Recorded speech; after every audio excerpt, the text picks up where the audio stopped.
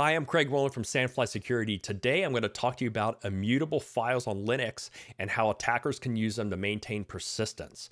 Now, what is an immutable file? An immutable file on Linux basically is saying that this file cannot be modified or even deleted by anyone, including the root user, as long as that bit is set.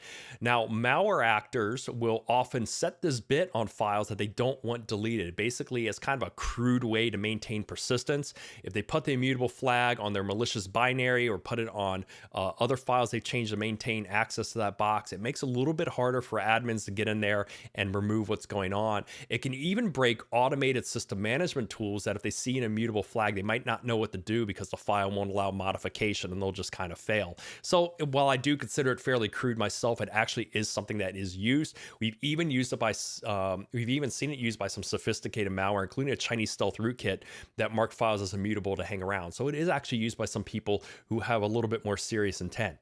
Now, the thing to understand about it, though, is that this is what we call a dormant attack. And this we differentiate from an active attack on Linux. So an active attack on Linux is something that's happening in memory right now. And a lot of people focus on that, and that's all well and good. We do that too. But there's another side to Linux that we call a dormant attack. And a dormant attack is something that was done to the file system or done to the operating system that's not really active in memory, but it's being used to help aid the attacker in order to stay around or to pre-position a payload or maybe to run something in the future when nobody's paying attention, things like that. So these are things you actually have to go actively hunt for. It's not going to be something that's just going to show up really quickly by sweeping the process space. And that's something Sandfly is really good at doing. So let me go over here to the user interface, and we're going to show you a little bit about how this looks in the user interface in Sandfly. Then we're going to go to the terminal and show you how it looks from that on the command line. Now, Sandfly is an agentless endpoint detection and response product. What's interesting about this is we can monitor virtually any Linux system without deploying an endpoint agent, as well as some other activity as well. But when we scanned our victim here, we found a couple alerts. The two alerts we found essentially was a file immutable in the bin directory. And if I go here, I see as a file userbin.config. And we say here the userbin.config is marked as immutable, is found under user bin. Immutable files are not common on Linux and is often done by malware to prevent itself from being deleted. Yes, that's true. Most Linux distributions are not going to ship with a immutable bit set basically anywhere. I've never seen it myself. So the fact that we only have one file in the system executable directory for this host marked as immutable, and that flag here is also set on a file that's hidden, this is very, very suspicious. We're going to look at that. But there's something else we see very commonly done, especially in the low-grade type malware, and that is over here. We get another alert on the SSH authorized keys, and this one here is for the root user. And essentially, the authorized key file .ssh authorized keys is marked as immutable and found on root SSH. Immutable SSH authorized keys are not common on Linux, often done by malware to prevent credentials from being deleted.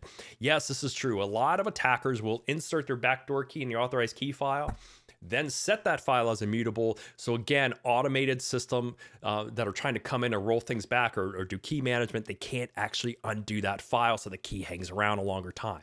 Now, how does this look from the terminal side of things?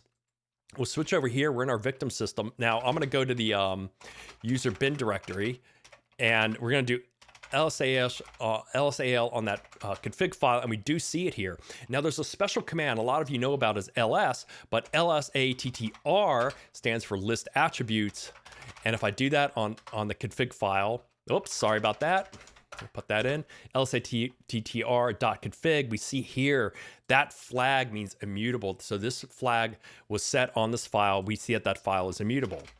By the same token, if I go to .ssh under the root user directory, and again, I do lsal, I see my authorized keys, and I do lsattr in this directory, I could see here that authorized key file has an immutable flag set, where I could see here for the known host file that's not set. So what that means is this authorized key file cannot be modified. So look at this.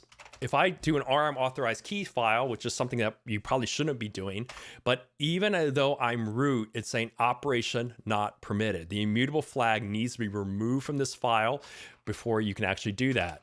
And the way you do that is you do change adder, authorized keys. At that point, again, if we do our lsattr command, you can see now that immutable flag is gone. If I remove that authorized key file, it will actually delete.